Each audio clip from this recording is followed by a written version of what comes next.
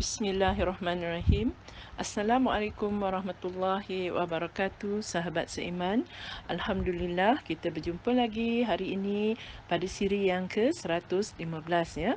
Segala puji bagi Allah Rabbul Alamin, Tuhan sekalian alam. Allah yang tidak ada Tuhan yang berhak disembah kecuali Allah yang Maha Esa ya. Tiada sekutu baginya, miliknya segala kerajaan dan miliknya segala pujian, dan Dia Maha Kuasa atas segala sesuatu. Dan tidak lupa selawat dan salam buat junjungan besar Nabi Muhammad sallallahu alaihi wasallam, keluarga dan para sahabat yang mengikuti baginda sehingga hari kiamat. Alhamdulillah.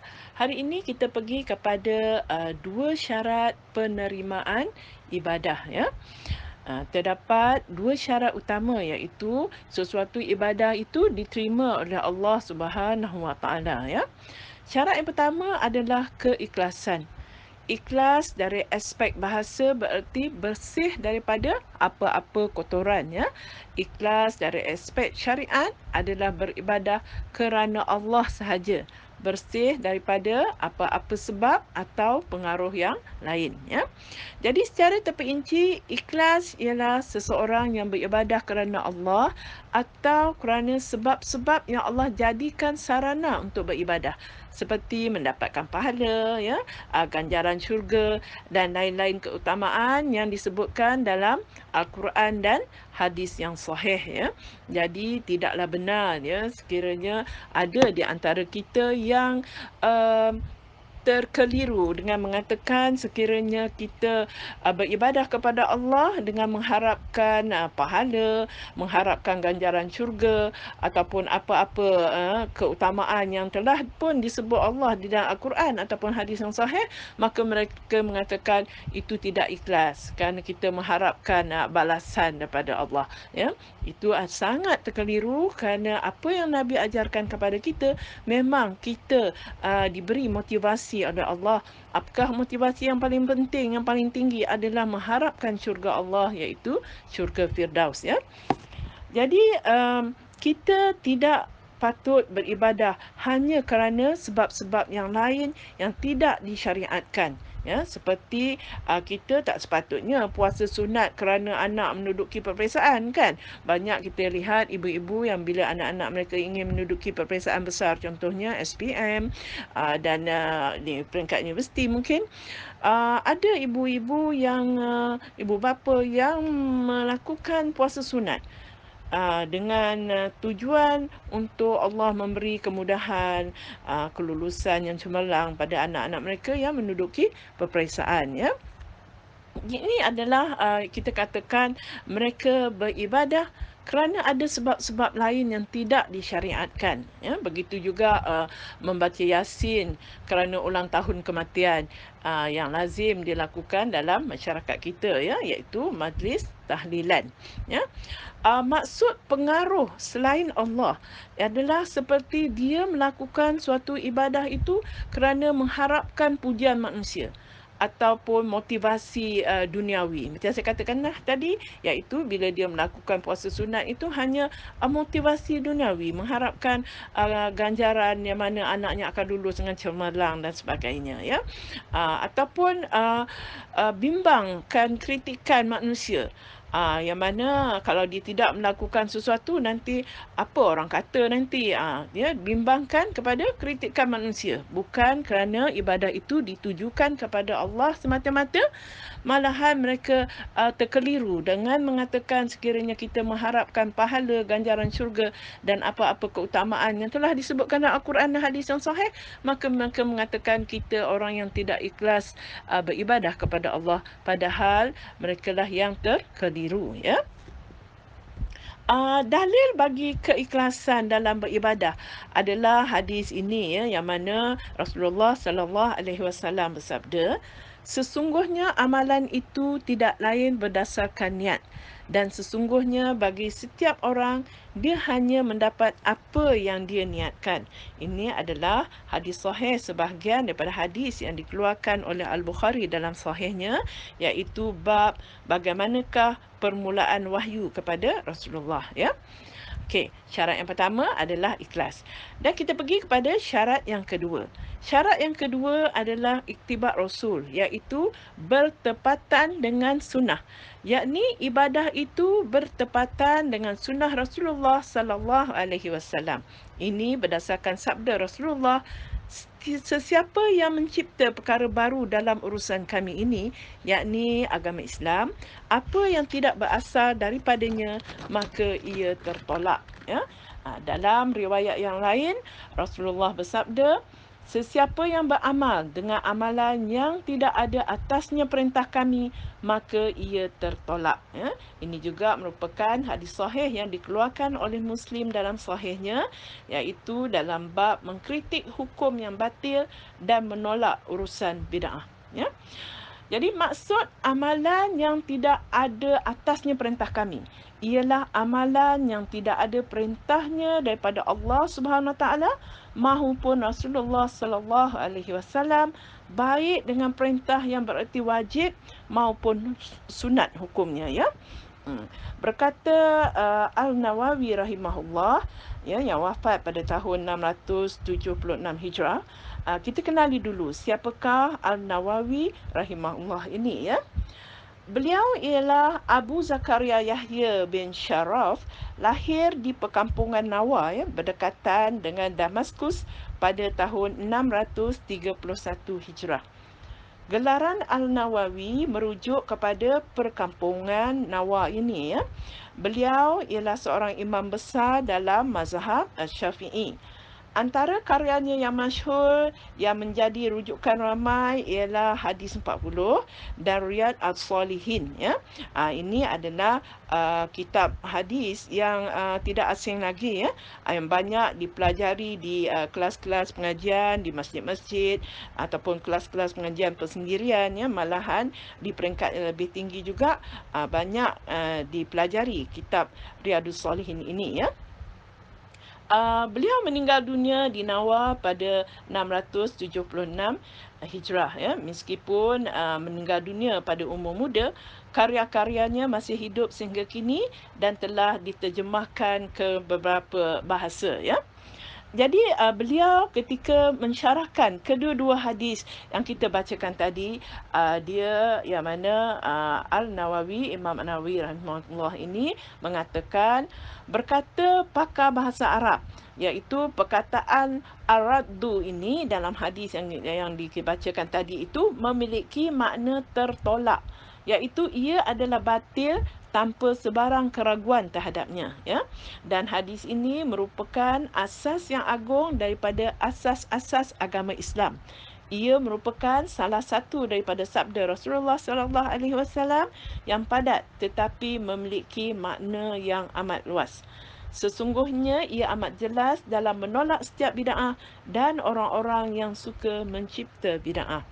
Dalam riwayat yang kedua, terdapat tambahan pengajaran, iaitu terkadang dipertikaikan, ya, ke atas setiap sebahagian orang yang beramal dengan bid'ah ni yang tercipta sebelumnya. Maknanya bid'ah tu dah ada tercipta, dia cuma orang yang mempraktikkannya saja, ya. Sehingga apabila kita berhujah kepada dia, maka dia akan mengatakan saya tidak mencipta apa-apa bid'ah, ya. Sebab dalam hadis riwayat yang pertama yang kita bacakan tadi itu mengatakan sesiapa yang mencipta, ya, yang mencipta sesuatu yang tidak ada atas perintah kami. Jadi mereka-mereka yang mengamalkan bid'ah ini, dia akan mengatakan saya tidak mencipta apa-apa bid'ah, ya. Namun apabila kita hujahkan ke atas mereka dengan menggunakan riwayat yang kedua, di mana ia secara jelas menolak setiap jenis bid'ah, sama ada pengamal tersebut mencipta bid'ah itu atau sekadar mengamalkan bid'ah yang sudah sedia tercipta, ya, iaitu dengan lafaz sesiapa yang beramal dengan amalan yang tidak ada atasnya perintah kami, maka ianya tertolak, ya. Jadi tidak menjadikan alasan untuk dia excuse, dia mengatakan saya tak cipta apa-apa bid'ah pun, saya ikut je amalan tu. Jadi ianya juga tetap, ya, dilarang oleh Rasulullah sallallahu alaihi wasallam dengan datangnya riwayat yang kedua, iaitu hadis yang mengatakan sesiapa yang beramal, ya, tetap juga tertakluk dalam golongan orang-orang yang melakukan bid'ah, ya. An-Nawawi rahimahullah juga berkata pada akhirnya, iaitu, dan hadis ini antara yang patut dihafal dan digunakan untuk membatalkan perbuatan-perbuatan mungkar, iaitu bid'ah, dan disebarluaskan sebagai dalil, iaitu bagi yang membatalkan perbuatan bid'ah. Ini adalah teks daripada Syarah Sahih Muslim bi An-Nawawi, ya. Ini adalah apa yang telah dituliskan oleh Imam An-Nawawi di dalam kitabnya, ya. Jadi tidak kita nafikan, ya, bahawa kebanyakan orang yang beribadah hati dia ikhlas kerana Allah, ya. Cuma ibadahnya ada yang memiliki perintah daripada Al-Quran dan Sunnah, dan ada yang tidak memiliki perintah daripada Al-Quran dan Sunnah, iaitu bid'ah hakikiyah, dan ada yang bercampur baur dengan kedua-duanya sekali, ya, bercampur aduk, iaitu bid'ah idhafiyah, ya. Jadi amatlah rugi, ya, apabila seseorang itu dia telah pun ikhlas beribadah kepada Allah, namun ibadahnya itu tertolak sehingga tidak mendapat apa-apa pahala baginya, ya. Jadi ambillah iktibar daripada firman Allah Subhanahu Wa Taala berikut ini, katakanlah, mahukah kami beritahukan kepada kalian tentang orang-orang yang paling rugi amalannya, iaitu orang-orang yang telah sia-sia perbuatannya dalam kehidupan dunia ini, sedangkan mereka menyangka mereka telah berbuat sebaik-baiknya. Al-Kahf ayat 103 hingga 104, ya. Asalnya ayat ini bercerita tentang orang-orang kafir, ya. Akan tetapi hendaklah kita tetap mengambil iktibar daripadanya agar tidak mengikuti sikap mereka ini sehingga akhirnya menjadi dari kalangan orang-orang yang rugi seperti mereka, ya. Demikian juga mari kita lihat ayat yang berikut ini, iaitu, dan mereka menjerit-jerit di dalam neraka itu sambil merayu, wahai Tuhan kami, keluarkanlah kami dari neraka ini. Kami akan mengerjakan amal-amal yang soleh yang berlainan dari apa yang pernah kami kerjakan. Lalu Allah menempelak mereka. Bukankah kami telah melanjutkan umur kamu dan memberikan masa yang cukup untuk berfikir dan beringat padanya oleh sesiapa yang suka berfikir dan beringat. Dan kamu pula telah didatangi oleh Rasulullah yang memberi amaran. Oleh itu rasakanlah azab seksa kerana orang-orang yang zalim tidak akan beroleh sesiapa pun yang dapat memberikan pertolongan. Surah Fatir ayat ke-37, ya. Jadi sekali lagi ayat ni asalnya adalah bercerita tentang orang-orang kafir, ya. Akan tetapi hendaklah kita tetap mengambil iktibar daripada ayat ini, ya. Semoga kita tidak ditimpa nasib yang sama nanti di akhirat, ya. Perhatikan bagaimana cara mereka beramal soleh, tetapi amal soleh itu tidak memelihara mereka daripada azab neraka, ya. Lalu mereka meminta untuk dikeluarkan dan diberi peluang untuk beramal soleh yang lain, ya. Namun permintaan mereka ditolak. Kerana yang pertama, mereka memiliki masa yang banyak ketika di dunia untuk memikirkan perkara ini, ya. Dan yang kedua, mereka telah didatangi Rasulullah sallallahu alaihi wasallam untuk diberi peringatan dan amaran, ya. Janganlah pula teriakan dan penyesalan seperti yang berlaku di kalangan orang-orang kafir ini akhirnya tetap juga berlaku di kalangan umat Islam pada hari kiamat kelak, kerana mahu menukar daripada amalan bid'ah kepada amalan sunnah, ya. Akhirnya di akhirat nanti barulah menyesal, ya, meminta kepada Allah untuk diberikan umur kembali supaya dia dapat naik ke dunia untuk apa tadi dalam ayat itu mengatakan diberi peluang untuk beramal soleh yang lain. Maknanya di dunia sekarang ni mengamalkan bid'ah, mohon kepada Allah untuk diberi peluang dia akan melakukan amal soleh yang lain, iaitu barulah nak kembali kepada amalan yang sunnah, ya. Jangan sampai tertimpa penyesalan yang sedemikian rupa, ya. Ini kerana umat Islam juga telah diberi masa yang banyak ketika di dunia untuk memikirkan perkara ini, dan para sarjana yang merupakan pewaris Rasulullah telah juga menyampaikan amaran baginda tentang hal ini, ya. Jadi perlu kita ambil serius di sini, iaitu bukan semua agamawan adalah pewaris Rasulullah sallallahu alaihi wasallam, ya. Pewaris Rasulullah hanyalah mereka yang menyampaikan Al-Quran dan As-Sunnah, membezakan antara As-Sunnah yang sahih dan selainnya, menegakkan Al-Sunnah dan membasmi bid'ah. Adapun agamawan yang menyebarkan bid'ah, petua-petua sendiri dan mengunggulkan pendapat ulama di atas as-sunnah, maka mereka bukan pewaris Rasulullah, ya. Ini berdasarkan hadis Rasulullah sallallahu alaihi wasallam, sesungguhnya para ulama adalah pewaris para nabi. Sesungguhnya para nabi tidak mewariskan dinar dan dirham, tetapi mereka hanya mewariskan ilmu, yakni Al-Quran dan As-Sunnah. Maka sesiapa yang mengambilnya, dia telah mengambil kebaikan yang banyak, ya. Ini hadis yang sahih, sebahagian hadis yang dikeluarkan oleh At-Tirmizi dalam sunannya dan ianya dinilai sahih oleh Al-Albani dalam Sahih Sunan At-Tirmizi, iaitu bab keutamaan kefahaman agama di atas ibadah, ya. Seterusnya, sabda Rasulullah sallallahu alaihi wasallam, sesiapa yang beramal dengan amalan yang tidak ada atasnya perintah kami, maka ia tertolak, memerlukan beberapa perincian, ya. Jadi, kita fahami apakah yang diperincikan daripada hadis Rasulullah sallallahu alaihi wasallam ini, ya. Yang pertama, bagi mereka yang tidak pernah mengetahui hadis yang telah kita bincangkan ini, sementara telah bersungguh-sungguh untuk belajar ilmu agama, maka orang-orang begini dikecualikan, ya. Contohnya, mereka yang hidup di pendalaman, di mana sumber rujukan agama amatlah terhad, sementara agamawan yang datang mengajar agama tak pernah menyampaikan dan menjelaskan hadis ini, ya, iaitu hadis tentang larangan-larangan melakukan bid'ah, ya. Maka mereka dikecualikan daripada hadis tersebut. Maksud dikecualikan adalah jika mereka mengamalkan sesuatu ibadah yang tidak ada atasnya perintah daripada Al-Quran dan Sunnah Rasulullah, sementara ibadah itu secara umumnya memiliki perintah dalam Al-Quran dan As-Sunnah, maka mereka mendapat pahala daripada Allah Subhanahu Wa Taala, insya-Allah, ya. Misalnya, mereka berzikir secara berlagu. Contohnya, ya, baik selepas solat fardu atau pada waktu-waktu yang lain. Berzikir adalah ibadah yang diperintahkan, sementara berlagu adalah cara berzikir yang tidak ada atasnya perintah kami, ya. Mereka benar-benar tak tahu, ya. Mereka betul-betul tak tahu bahawa zikir berlagu adalah cara yang tidak diperintahkan oleh Allah dan Rasulullah.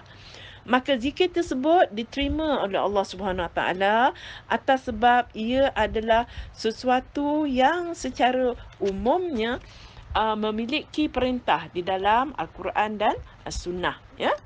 Okey.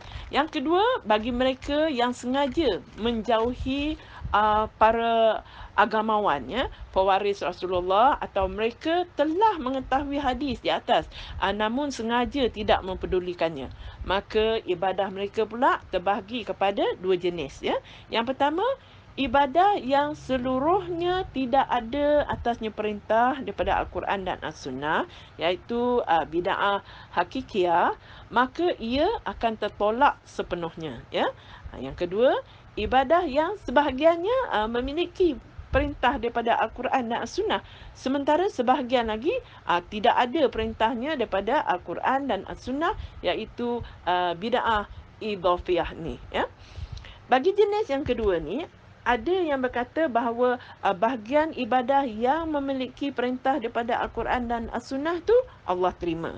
Sementara bahagian ibadah yang tidak ada perintah daripada Al-Quran dan As-Sunnah ditolak, ya.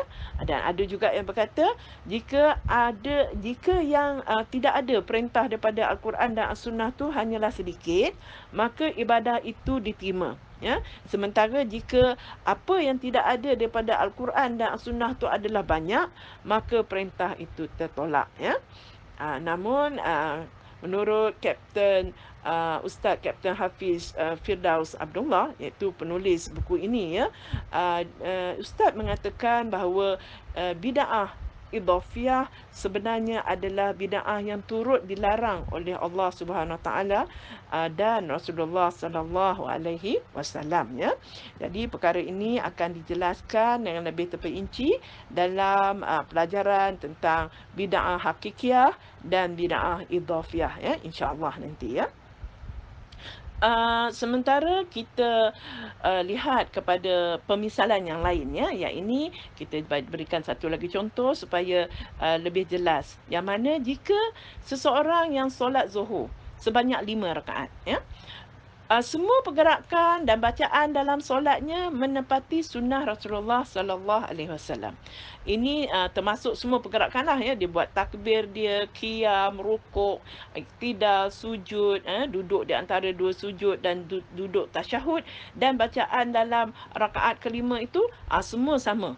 Cuma perbezaan dia adalah dalam solat itu dia menambah bilangan rakaat menjadi 5 rakaat. Jadi ringkasnya, seluruh ibadahnya memiliki perintah daripada sunnah kecuali satu, ya, iaitu bilangan rakaat yang kelima. Namun yang satu itulah yang tidak ada atasnya perintah kami telah menjadikan keseluruhan solat zuhurnya tertolak, ya. Oleh itu langkah yang lebih selamat ialah meninggalkan ibadah bid'ah idhafiyah ini supaya ibadah kita diterima oleh Allah Subhanahu Wa Taala dan diberi ganjaran olehnya, ya.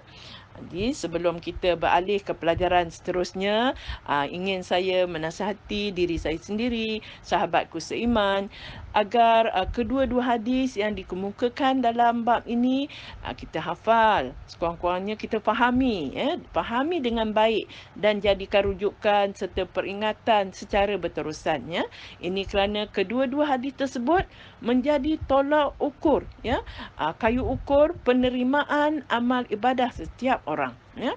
Hadis sesungguhnya amalan itu tidak lain berdasarkan niat, dan sesungguhnya bagi setiap orang dia hanya mendapat apa yang dia niatkan menjadi kayu ukur dari aspek perbuatan hati. Sementara hadis, sesiapa yang beramal dengan amalan yang tidak ada atasnya perintah kami, maka ia tertolak menjadi garis ukur bagi aspek perbuatan zahir, ya. Jadi ada sebahagian orang yang hati dia ikhlas beribadah kerana Allah, akan tetapi ibadahnya tidak memiliki asal daripada Al-Quran dan As-Sunnah, atau bercampur antara yang memiliki asal dengan yang tidak memiliki asal daripada Al-Quran dan As-Sunnah, maka ibadahnya itu tertolak, ya.